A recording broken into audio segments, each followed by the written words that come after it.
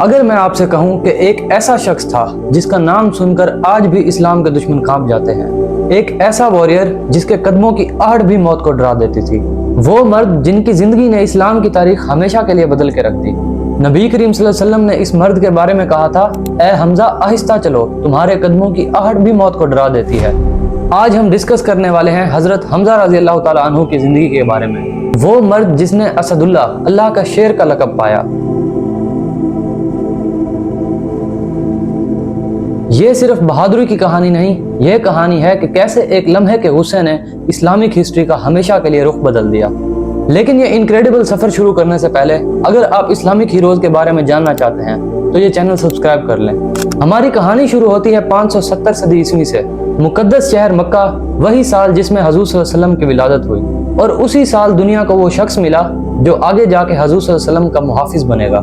لیکن یہاں دلچسپ بات یہ ہے کہ حضرت حمزہ رضی اللہ تعالیٰ عنہ حضور صلی اللہ علیہ وسلم کے صرف چچا ہی نہیں تھے، ان کے دودھ والے بھائی بھی تھے۔ لیکن کیسے؟ آئیے بتاتا ہوں۔ یہ خوبصورت رشتہ اللہ نے پہلے سے ہی تیار کر رکھا تھا۔ حضرت حمزہ رضی اللہ تعالیٰ عنہ کی ولادت عبداللہ ابن عبد المطلب اور حالہ بن وہیب کے گھر ہوئی۔ ان کی والدہ حالہ حضرت آمنہ رضی اللہ تعالیٰ عنہ سے قریبی رشتہ رکھتی تھیں، جو کہ حضور صلی اللہ علیہ وسلم کی والدہ تھیں۔ لیکن یہ رشتہ اور بھی گہرا ہو جاتا ہے۔ کیسے؟ سویبہ جو ابو لہب کی آزاد کردہ کنیز تھی، اس نے نبی کریم صلی اللہ علیہ وسلم اور حضرت حمزہ دونوں کو دودھ پلایا۔ اس طرح وہ خون والے چچا بھتیجا نہیں بلکہ دودھ والے بھائی بھی بن گئے، اور عرب کلچر میں یہ رشتہ خون کے رشتے سے زیادہ مضبوط سمجھا جاتا ہے۔ تصور کیجئے دو نوجوان مکہ کی سخت مگر خوبصورت فضا میں پل بڑھ رہے ہیں۔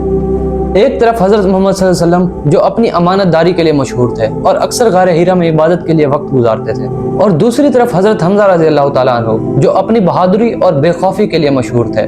قرآن میں فرمایا گیا سورۃ الحجرات میں کہ مومنین تو آپس میں بھائی بھائی ہیں، اور یہ بھائی چارہ حضرت محمد صلی اللہ علیہ وسلم اور حضرت حمزہ رضی اللہ تعالیٰ عنہ کے درمیان اللہ نے بہت پہلے قائم کر دیا تھا۔ لیکن دونوں میں سے کسی کو نہیں پتا تھا کہ وہ مکہ کی قبائلی زندگی سے کہیں زیادہ ایک عظیم مقصد کے لیے پیدا ہوئے ہیں۔ جلد ہی دونوں کو اپنا حقیقی مقصد مل جانے والا تھا، لیکن بالکل ہی الگ طریقے سے۔ 6 سال گزر گئے تھے جب سے پہلی وحی حضور صلی اللہ علیہ وسلم پر نازل ہوئی تھی۔ 6 سال ظلم، اذیت اور ذلت کے۔ قریش نے ہر طریقہ آزما کر دیکھا تھا اسلام کے اس پیغام کو روکنے کے لیے، لیکن اب وہ جو کرنے والے تھے وہ ایک سوتے ہوئے شیر کو جگانے والا تھا۔ تصور کیجئے مکہ میں تپتی دوپہر ہے، نبی کریم صلی اللہ علیہ وسلم صفا پہاڑی کے قریب ہیں اور لوگوں کو اللہ کی وحدانیت کا پیغام دے رہے ہیں۔ لیکن آج ابو جہل خود کو ابو حاکم کہنے والا تھا، اس کے کچھ اور ہی مقاصد تھے۔ ابو جہل نے اپنے کچھ ساتھیوں کے ساتھ حضور صلی اللہ علیہ وسلم کو گھیر لیا۔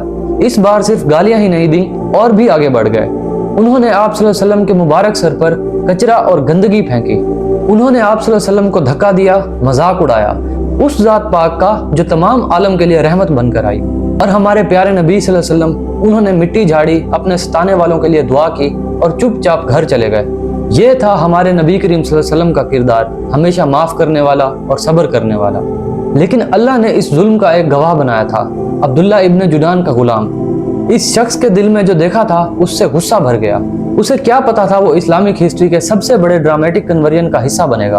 ادھر میلوں دور حضرت حمزہ رضی اللہ تعالیٰ عنہ کامیاب شکار سے واپس آ رہے تھے، کندھے پر کمان، ترکش میں تیر اور دل میں کامیاب شکار کی خوشی۔ وہ اپنے ایڈونچر کی کہانیاں سنانے کے لیے بے قرار تھے۔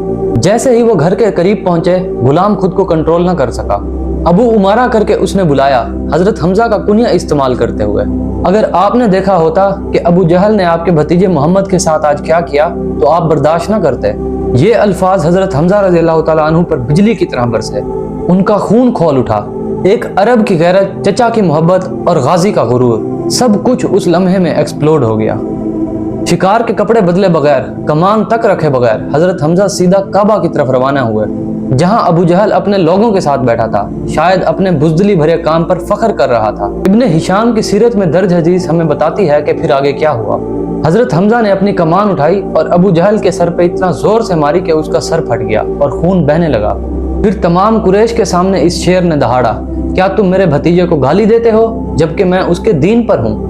میں اب اسی دین پر ہوں جو وہ لے کر آیا ہے۔ اگر تمہاری ہمت ہے تو مجھے اس سے ہٹا کر دکھاؤ۔ پورا کعبہ خاموش ہو گیا۔ ابو جہل خون میں لت پت اور ذلیل صرف یہی کہہ سکا، میں نے تمہارے بھتیجے کے خلاف زیادہ کہہ دیا، تم سچ کہہ رہے ہو حمزہ۔ لیکن کہانی یہاں اور بھی دلچسپ ہو جاتی ہے۔ اس رات جب حضرت حمزہ اپنے بستر پر لیٹے تو شیطان نے اپنے وسوسے شروع کر دیے۔ کیا تم نے غصے میں دین قبول کر لیا؟ کیا تم اس کے بارے میں سوچنا نہیں چاہتے؟ یہ ہے حضرت حمزہ کے کردار کی خوبصورتی۔ وہ تکبر میں آ سکتے تھے لیکن انہوں نے اللہ سے رجوع کیا، انہوں نے سچے دل سے دعا کی، اے اللہ اگر یہ دین سچ ہے تو مجھے اس پر مضبوط کر دے۔ آگے کی کہانی جاننے کے لیے ہمارے چینل کو سبسکرائب کریں اور بیل آئیکن کو دبا دیں تاکہ اس سیریز کا اگلا ایپیسوڈ آپ تک پہنچ سکے۔